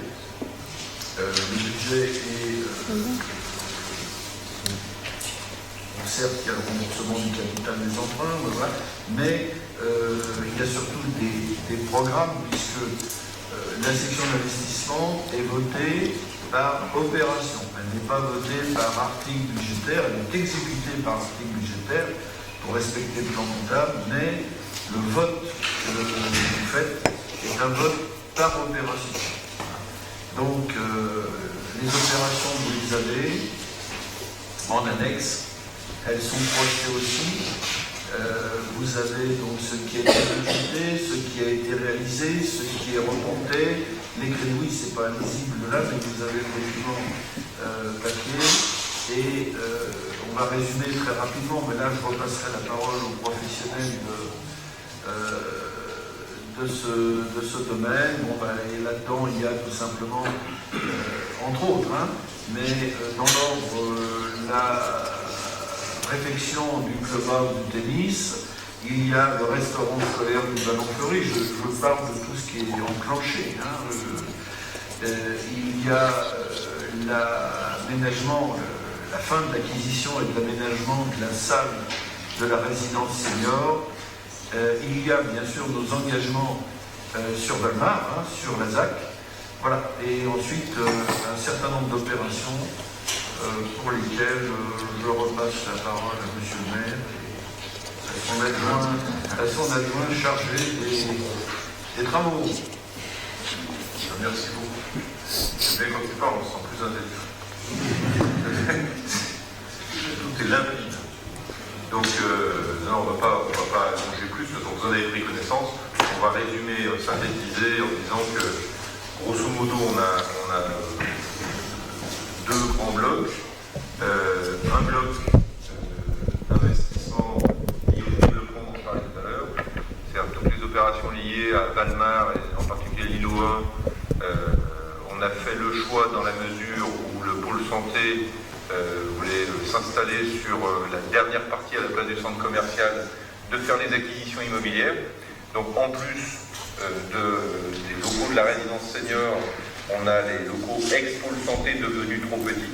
Donc là, il y a une étude d'ailleurs qui figure dans le budget pour savoir comment on va exploiter ces mètres carrés-là. On savait que de toute façon, on était obligé à un moment d'acquérir des mètres carrés dans Valmar pour pouvoir y remettre la salle Villard-Valmar, pour y mettre le CCAS, pour y mettre le dojo, pour y mettre le café poussette, c'est-à-dire en fait tous les activités et prestations qui étaient sur le centre commercial. Donc on le fait maintenant et le faire dans 2 ans. C'est pas forcément la bonne année, mais de toute façon, la commune a des capacités financières pour le faire. Donc on le fait. Ça, c'est le premier bloc donc, autour de Saint-Denis. Il y a un deuxième bloc Féjaz avec la rénovation énergétique de Féjaz et puis les études sur le devenir du terrain de foot, des vestiaires attenants, et puis la volonté d'y mettre un parc de verdure, parce que c'est extrêmement important. C'est pas ce qui pèse le plus lourd, mais c'est vraiment partie des opérations d'ensemble d'investissement sur Féjaz qui participent aussi au développement. Et le troisième pilier dans ce bloc de développement, c'est le restaurant scolaire de Vallon-Fleury, puisqu'il faut évidemment qu'on termine la tournée après Préhibou, Féjaz, et que désormais on soit sur Vallon-Fleury avec un très beau projet sur lequel travaille Thierry Gérard actuellement. Donc ça, on va dire que c'est le bloc développement. Et puis après, il y a un bloc récurrent. Le bloc récurrent sur nos PPI, nos programmations pluriannuelles d'investissement qu'on a déjà présenté l'année dernière. Donc une PPI voirie, une PPI conteneur semi-enterré, une PPI sentier, une PPI éclairage public, une PPI enfouissement. Donc là, qui sont des dépenses, on va dire récurrentes. On sait que chaque année, il faut que la commune entretienne son patrimoine, l'améliore, le développe. Et donc, c'est pour ça que tout à l'heure, quand je parlais des grandes masses budgétaires, c'est important de garder ça à l'esprit. Aujourd'hui, nos PPI pèsent 5 à 600 000 euros en fonction des dépenses à engager, des dépenses prêtes, non prêtes, chaque année. Donc il ne s'agit pas demain de se couper les mains parce qu'on ne sera pas en capacité de faire des virements à la section d'investissement et donc de même plus pouvoir assumer ce qui serait l'investissement de base dans l'entretien du patrimoine de la Ravoir. C'est une observation que je fais parce qu'il y a beaucoup de communes qui aujourd'hui ne font pas ce choix-là. C'est-à-dire qu'ils investissent dans du neuf, mais ils n'entretiennent pas l'ancien. Et donc, à un moment donné, la facture tombe. Donc, il faut toujours qu'on ait à l'esprit que, de toute façon, un budget d'investissement minimum pour la Ravoir, hors reste à réaliser et reprise, de toute façon, tournerait autour de 1 million d'euros, quoi qu'il arrive. Donc, c'est bien, c'est un bel exploit d'injecter 6 millions d'argent public en investissement sur une année de crise comme l'année 2015, mais de toute façon, il faut bien avoir à l'esprit que même si on n'avait pas dû acquérir les mètres carrés du centre-ville avant 2 ans, de toute façon, le budget d'investissement courant, c'est 1 million, le budget d'investissement productif plus le courant, ce serait 3 millions. Cette année, on a une année particulièrement dynamique. Et c'est bien, parce que c'est quand même l'année ou jamais où il fallait faire du contracyclique, c'est-à-dire qu'à un moment, on pouvait mettre un peu d'argent public dans l'économie, dans la mesure où l'économie en a besoin. Voilà. Y a-t-il des questions? Oui, même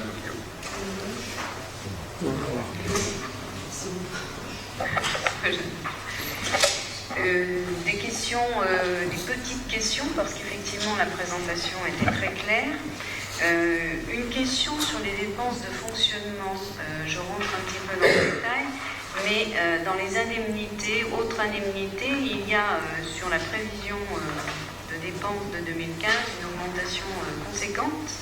Et donc j'aimerais savoir, page 4. C'est non, 64 138. 138. Autre indemnité, donc c'est un peu vague comme intitulé, c'est marqué personnel contractuel. C'est le remplacement des personnes quand elles sont en congé de maladie. C'est quel type d'indemnité? C'était augmenté par rapport au compte épargne-temps. Que l'on a cumulé du compte épargne-temps pour les agents. Enfin, ça ne fait pas une grosse augmentation, c'est 20 000 euros. Et on est obligé en fait. Enfin, la progression est importante d'une année sur l'autre, je veux dire, par rapport à la somme. Oui, par rapport au départ. Oui. Alors, je lance mes questions pendant que... Oui, faites la liste. Parce que si on pouvait ne pas refaire le travail de commission, ce serait bien. Non, mais un petit... comment dire? On a, par rapport au budget de l'an passé, on est resté dans l'enveloppe, mais on a, comme le chapitre 012 est une entité unique, hein, je dirais que le détail à l'intérieur, il est important. Le détail, c'est de l'information et c'est également sur ce détail que l'on mandate, mais l'année dernière, nous avons dû faire une DM importante, justement, pour tenir compte des variations, de l'impact en année pleine, je parle de l'année dernière, des rythmes scolaires qui avaient commencé en 2013, qui se sont retrouvés en année pleine en 2014, plus tout ce qu'on a pu dire tout à l'heure sur en année pleine les recrutements, fait que les mandatements n'ont pas toujours été très ciblés sur les bons articles. Ça ne répond pas forcément à votre question, mais il faut se méfier des variations entre les réalisations. Ce qui est intéressant, c'est le chapitre global. Voilà. Alors, comme on vous l'a dit, la provision, parce que là, moi, je n'ai pas suivi tout le détail avec la RH, mais la provision pour le compte épargne-temps aussi qui est mise en place. Et qui est à la fois, je ne sais pas si c'est une nouvelle essor réglementaire, mais en tous les cas, c'est une grande sagesse de manière à ne pas avoir une bombe à retardement le jour où les personnels en demanderont le paiement. S'ils le prennent en congé, c'est très bien, mais le jour où ils souhaiteront valoriser financièrement leur stock, effectivement, il sera intéressant d'avoir mis l'argent de côté, d'avoir une provision. Autre question, et je rassure Monsieur le maire, je n'ai pas participé, et je le regrette, à la commission des finances, je n'étais pas disponible ce soir-là. J'aurais voulu il ne faut pas le savoir... faire quand même, comme ça on va faire la liste des questions. Voilà, non, mais j'en ai pas beaucoup, ne vous inquiétez pas. J'aurais voulu savoir s'il y avait un seuil pour les biens amortissables, ou immobilisables, pardon. Un seuil d'achat, un montant. Ou s'ils étaient immobilisables dès qu'on... Tous les biens, quelle que soit leur valeur, alors s'ils rentrent dans la catégorie des biens amortissables, doivent être amortis. Après les durées d'amortissement sont fixées par une délibération du conseil municipal, donc là la nouvelle municipalité n'a pas eu à se prononcer parce qu'il faut qu'il y ait une continuité. Elle aurait pu, elle pourrait modifier le rythme, elle ne l'a pas fait, donc les durées sont votées par le conseil municipal, il n'y a pas de seuil pour ne pas amortir. Par contre, on pourrait aussi, mais ce n'est pas le cas, décider que les biens de faible valeur, on les amortit d'un seul coup en une année aussi. Ça c'est pour purger les aides alimentaires. Mais il n'y a pas de seuil pour amortir ou ne pas amortir. Tout bien qui rentre dans la catégorie des biens amortissables doit être amorti, même s'il fait 500 € sur 10 ans, 50 € pendant 10 ans. D'accord. Et alors, juste deux remarques. Une sur les avantages en nature que perçoivent les associations. Parce que dans la liste des attributions de subventions, on a une somme en monnaie sonnante et trébuchante, ce qui peut nous donner un aperçu de l'aide de la municipalité à chaque association. Mais en réalité, c'est faussé puisque certaines associations ont certainement des avantages en nature, en disposition de salles, en frais d'électricité, de chauffage, etc., qui ne sont pas chiffrés. Et c'est vrai que si nous avions un tableau avec les subventions en monnaie sonnante et trébuchante et en plus l'estimation des avantages en nature, nous pourrions savoir effectivement ce que chaque association représente comme charge, je dirais, pour la collectivité, et nous pourrions avoir une idée véritable de l'aide que nous apportons aux associations qui pour l'heure n'est pas forcément dans l'ordre dans lequel on pense les choses et on voit les choses si on ne regarde que les subventions en espèces. Et puis, deuxième remarque aussi, nous avions demandé lors d'un précédent conseil municipal à avoir la liste du patrimoine de la commune, et nous attendons toujours cette liste et nous serions très heureux de pouvoir l'obtenir. Poser cette question, si ma mémoire est bonne. Oui, alors je vais vous répondre sur les deux choses. Votre préoccupation sur effectivement d'avoir une vision exacte et globale des avantages dont bénéficient les associations était justement, a été la préoccupation de notre collègue Alexandre Génaro, qui m'en a parlé à l'occasion justement de signature, de bons de commande pour mettre un groupe électrogène ici à disposition, etc. Donc on a décidé, mais là je vous assure que la fin d'année a été extrêmement tendue, difficile, etc. Et donc nous avons décidé effectivement de monter un fichier des associations, à la fois avec le cash qui est dans la délibération, mais également de tous ces avantages latéraux qui parfois peuvent être conséquents. Donc ça impacte Madame la directrice générale adjointe qui envoie passer un certain nombre, et les services techniques par exemple, qui mettent à disposition du personnel, ou une pelle mécanique, ou un groupe, etc. Donc c'est un objectif de l'année 2015. Ce sera fait. Mais c'est toujours des choses qui s'empilent sur la charge du service finance, qui est quand même pas un service très étoffé. Ça repose sur 4 personnes, et peut-être là-dedans il y a du temps partiel, je ne sais pas. Mais c'est un objectif de l'année, avec d'ailleurs un double souci. C'est que vous savez qu'une association qui perçoit 23 000 € et plus de subventions doit faire l'objet d'une convention dans laquelle les deux parties exposent ce qu'elles attendent l'une de l'autre. Donc, effectivement, Alexandre s'en est inquiété de savoir que quelqu'un qui frôlerait les 23 000, mais avec... et la trésorière aussi, pour tout vous dire, ce fut une de nos discussions ce matin. Donc ça, c'est dans nos objectifs. Et puis ça permettra peut-être à des associations qui pleurnichent de leur dire il y a ça, certes, mais il y a ça aussi. D'accord. Donc ça c'est pas moi qui vais faire tout le travail, mais c'est pour ça que je ne veux pas trop m'engager pour les services, mais c'est notre objectif de l'année. Vous aurez en fin d'année un compte rendu de cela. Sur le point de l'inventaire, alors là, bien sûr, vous savez, dans toutes les trésoreries de France et de Navarre et dans toutes les communes, c'est la chose qui pique, comme disent les jeunes aujourd'hui. C'est un travail de Romain, donc on est dessus, là aussi, tous les ans on en tire. Les intégrations des études en font partie, les intégrations également des travaux, qui pour l'instant dorment dans des comptes travaux en cours, et qui doivent rejoindre les comptes. Alors là, ils ont récupéré le FCTVA, mais ils sont toujours en travaux en cours, alors que ce sont des biens qui sont en service depuis des années, les ramener dans le compte 21. Il y a un gros travail à faire. Cela étant, pour tout ce qui est mobilier, matériel, etc., puisqu'il est amorti, on en a un état détaillé. Donc, laissez-nous encore un petit peu de temps pour qu'on y recense.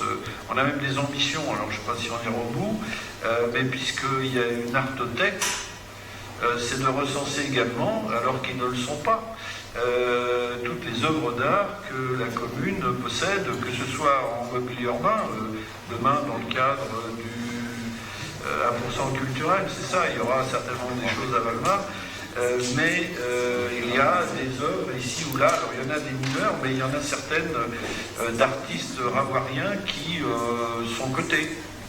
Donc l'idée aussi, cette idée est venue quand il a été décidé de prêter des œuvres, et il faut tout simplement les recenser. On va essayer de les recenser, on va essayer de les valoriser forfaitairement, et à ce moment-là d'améliorer l'inventaire. Qu'on n'amortira pas, puisque les œuvres d'art ne s'amortissent pas par des choses. Voilà.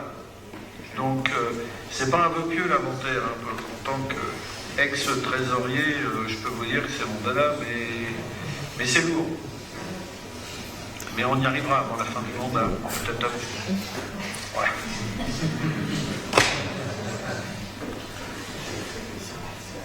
Est-ce qu'il y a d'autres questions? Oui, une question qui s'adresse à Monsieur le maire plutôt qu'à Monsieur Lorcan. Ça concerne les moyens généraux des services et notamment la police municipale, puisque il y a l'extension du système de vidéoprotection pour lequel on voit une somme de 20 000 € prévue. C'est une petite somme, alors que la consultation des citoyens qui a eu lieu en février, vous avez dit qu'il fallait la faire vite pour qu'on puisse inscrire les sommes au budget. Pour inscrire 20 000 €, il n'y avait pas vraiment de précipitation, il n'y avait pas vraiment d'urgence. Puis deuxième point, c'est l'armement de la police municipale. C'est l'armement de la police municipale qui en apparaît, 10 000 €. Ce qui voudrait dire que la préfecture aurait autorisé la commune à armer sa police municipale. C'est pas la préfecture. Enfin, le préfet. Puisque si j'ai bien compris, c'est le secrétaire général qui vous avait refusé l'autorisation. En fait, il se trouve que c'est votre Premier ministre. Donc il a bien fait.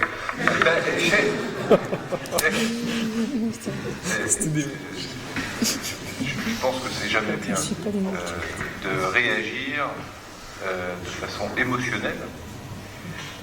Il n'en reste pas moins que l'émotionnel peut parfois conduire à des décisions utiles. Et le Premier ministre et le ministre de l'Intérieur ont fait passer une circulaire dans toutes les préfectures autorisant l'armement des polices municipales suite aux événements du mois de janvier. Et donc c'est pour ça qu'on a fait une réinscription budgétaire.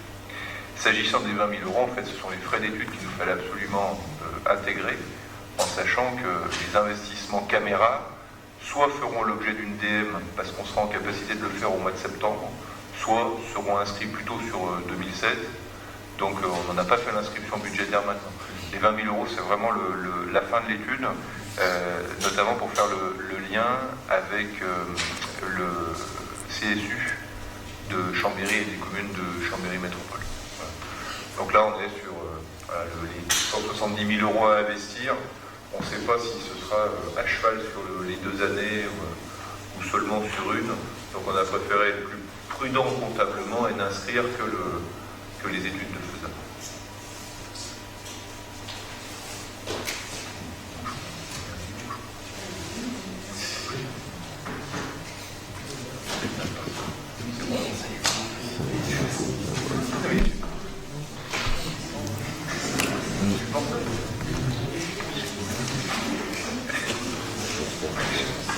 Est-ce qu'il y a d'autres questions?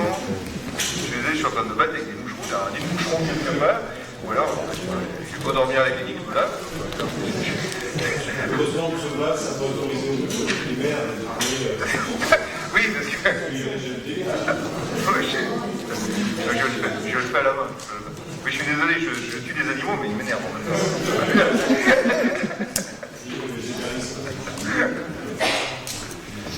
Bon, s'il n'y a pas d'autres questions, je vais donc mettre ce budget au voie. Y a-t-il des oppositions? Y a-t-il des abstentions? 4. Il est ainsi adopté. Pour terminer sur cette séquence budgétaire, je voulais vous dire que la trésorerie municipale de Châles a fait l'objet d'un audit de la Chambre régionale des comptes et que la commune de la Ravoire n'a fait l'objet d'aucune observation sur la gestion 2002-2012.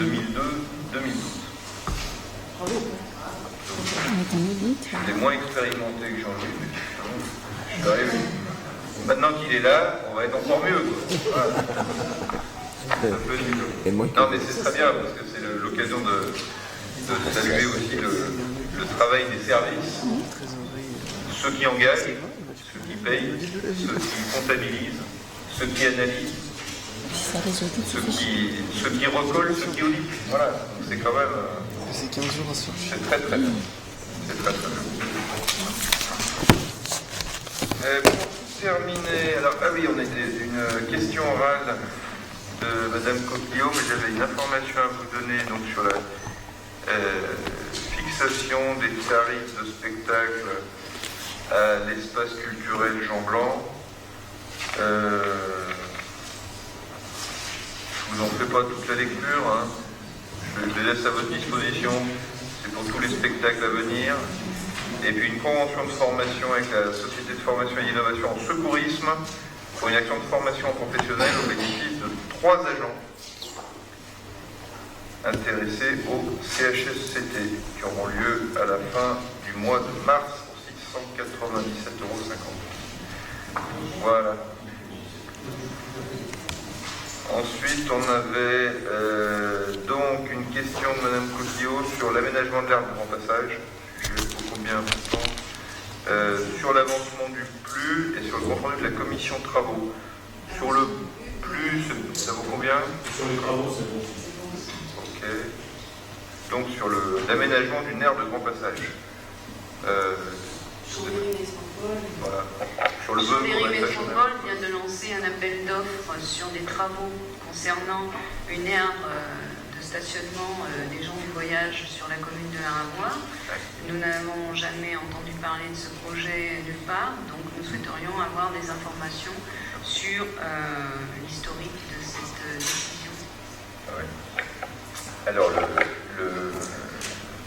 on ne pouvait pas encore en parler parce qu'on gardait d'abord la primeur d'information aux propriétaires, que déjà malheureusement on a informé très tardivement, ce que je regrette, mais sur des sujets aussi sensibles que ceux-là, parce que la vraie histoire, c'est que depuis la loi Besson, c'est-à-dire depuis 15 ans, personne n'avait jamais pris ses responsabilités pour implanter un terrain de grand passage. Mais sur ces sujets-là, pour autant, qui peuvent faire l'objet de tous les fantasmes, il faut travailler dans une relative discrétion, sinon une totale discrétion. Donc,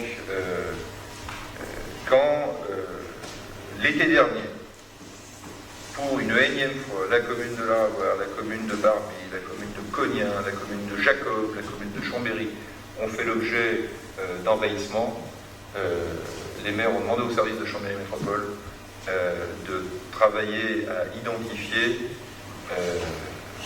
plusieurs emplacements possibles pour implanter un terrain de grand passage, en sachant, Marc Chauvin dirait mieux que moi, lui qui occupait ses responsabilités dans le précédent mandat, que le préfet nous mettait une pression très forte, puisque la communauté d'agglomération d'Aix-les-Bains s'était déjà dotée d'une aire de grand passage, et que la loi prévoyait que chaque EPCI devait disposer d'une aire de ce type.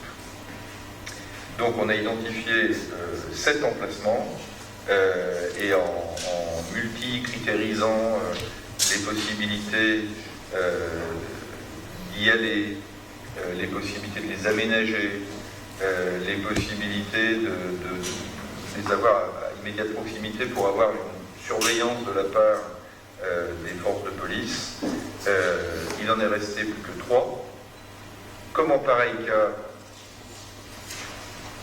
ceux qui ont à dire oui ou non, parce que ça c'est des concertations qui ressemblent à des enterrements en général. Hein. Voilà. Dès qu'on concerte sur des sujets comme ça, on enterre le dossier pour de nouveau 15 ans. Il restait 3 possibilités et j'ai pris mes responsabilités. S'agissant d'un terrain qui était sur l'Arabois, même s'il est aux confins de l'Arabois, puisqu'il se trouve entre la voie ferrée et la VRU, juste à la sortie de l'échangeur du Granier, j'ai pris mes responsabilités en acceptant que ça vienne à cet endroit-là, sous réserve. Que cet emplacement soit provisoire, c'est-à-dire qu'on signe des conventions de 5 ans au maximum, parce que ce terrain a tous les avantages en termes de visibilité et en termes d'accessibilité. Il a un inconvénient, c'est qu'il est de forte valeur agronomique, et que je souhaitais qu'il puisse revenir aux exploitants actuels, les propriétaires que nous avons vus. Et les exploitants seront évidemment indemnisés. Les discussions ont déjà commencé et elles se poursuivent vendredi prochain. C'est d'abord avec eux qu'on en a parlé. Dans le mode d'organisation, ce qu'il est important de savoir, c'est que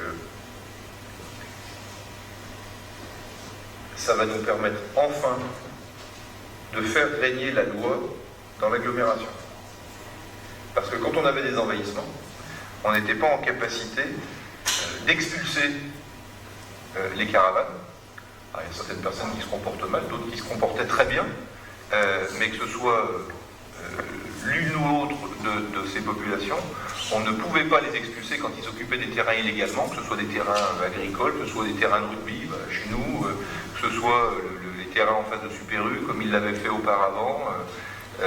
Et pourquoi ? Parce que pour pouvoir expulser ces personnes, il faut respecter la loi avec ses 3 étages. 1, les terrains familiaux. Il faut que toutes les communes de plus de 5000 habitants aient des terrains familiaux, comme nous en avons 2 à Larabois. 2, il faut qu'on ait un terrain de passage, comme celui qui est à côté de Chambéry Métropole, celui de la Boisse. Et 3, il faut un terrain de grand passage. Et au fond, c'est assez normal, Parce que expulser des populations, si on ne sait pas où les envoyer, assez naturellement, ça rend la puissance publique impotente. Donc on a pris nos responsabilités et on sera à cet endroit-là pour 5 ans, avec une aire de grand passage. Je ne doute pas que ça puisse faire l'objet de tous les fantasmes. Il se trouve que c'est effectivement beaucoup moins difficile dans la gestion d'avoir un terrain de grand passage que d'avoir des terrains familiaux. On a des personnes qui, pour la très grande majorité d'entre elles, ont un bon comportement dans les terrains familiaux, mais on a 2 familles à problème, et Dieu sait si au quotidien, c'est compliqué à gérer. Là, en l'occurrence, il s'agit de passages qui durent de 2 à 3 semaines, la plupart du temps dans nos régions, sur les mois d'été, les mois de juillet-août. On en a un bon exemple sous les yeux, c'est le terrain de Vauglan, sur la Calpe, qui aujourd'hui fonctionne très bien. Pour autant, on s'est garanti auprès des services de la préfecture pour qu'il y ait des interventions, d'ailleurs sur les conseils de marque régulières de la part des services de police et que le préfet puisse autoriser le concours de la force publique lorsqu'il y aura des expulsions à réaliser, parce que pour autant, les choses ne seront pas toutes roses et il pourra continuer à avoir des envahissements à d'autres endroits que ce terrain. On va également embaucher un médiateur partagé avec la communauté d'Aglo d'Aix-les-Bains pour que ce médiateur puisse gérer les allées et venues de ces populations du voyage.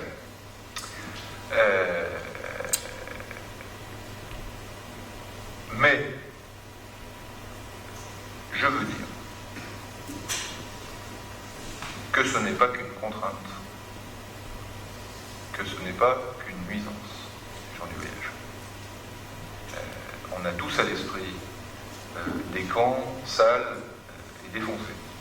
On a tous à l'esprit les méfaits qui peuvent être commis par une minorité.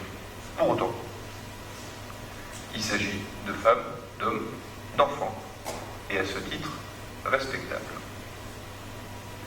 Et dans ces conditions, je pense qu'une collectivité sonore à régler un problème, c'est-à-dire trouver un terrain, pour qu'ensuite elle puisse faire preuve de toute son autorité vis-à-vis de ceux qui enfreindraient la loi et le plus élémentaire des respects, ce qui peut arriver.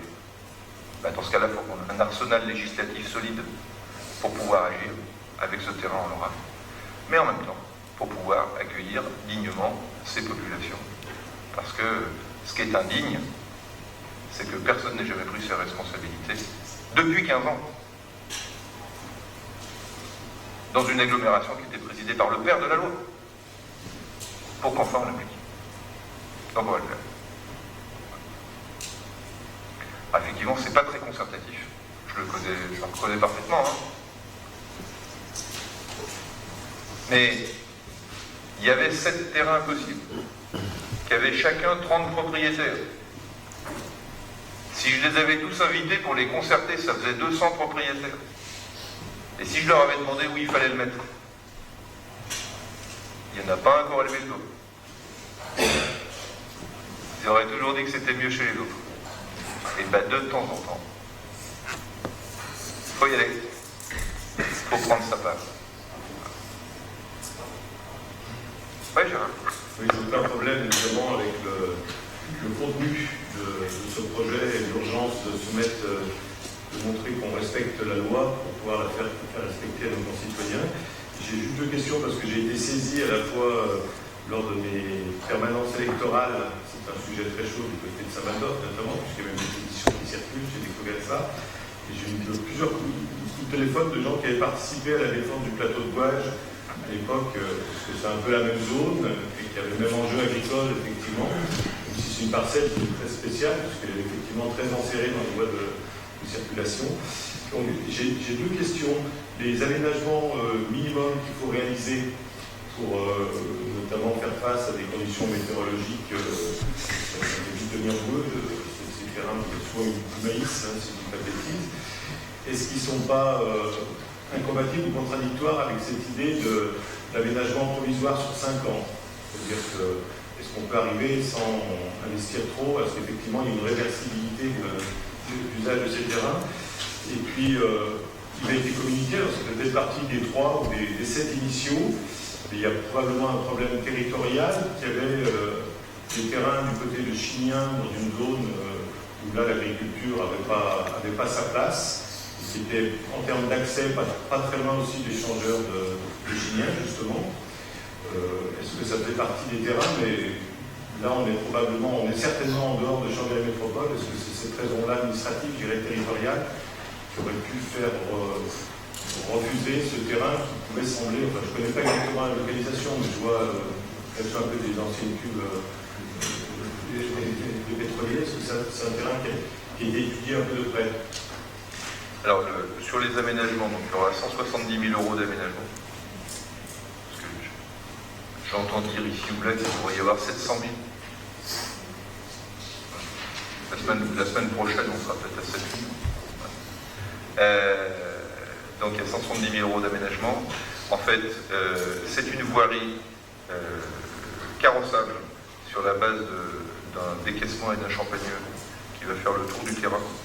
Mais l'intérieur du terrain, en fait, va être protégé par une membrane. Parce que de toute façon, il faut que ce soit des terrains en herbe sur l'été. Mais le terrain ne pourra pas être enherbé avant l'été prochain. Donc en fait, on va mettre une membrane composite pour qu'il puisse y avoir un accès. Donc c'est aussi une des preuves qu'on pourra bien être sur du provisoire, ce qui est très important pour les exploitants. Ensuite, sur les autres possibilités, en dehors de l'agglo, il y a effectivement des terrains possibles du côté de Cœur de Savoie. Il ne s'agit pas pour les élus de Chambéry Métropole que nous sommes d'attenter à leur souveraineté. Je sais qu'aujourd'hui, la présidente de Cœur de Savoie est consciente du problème qui se pose chez elle comme chez nous.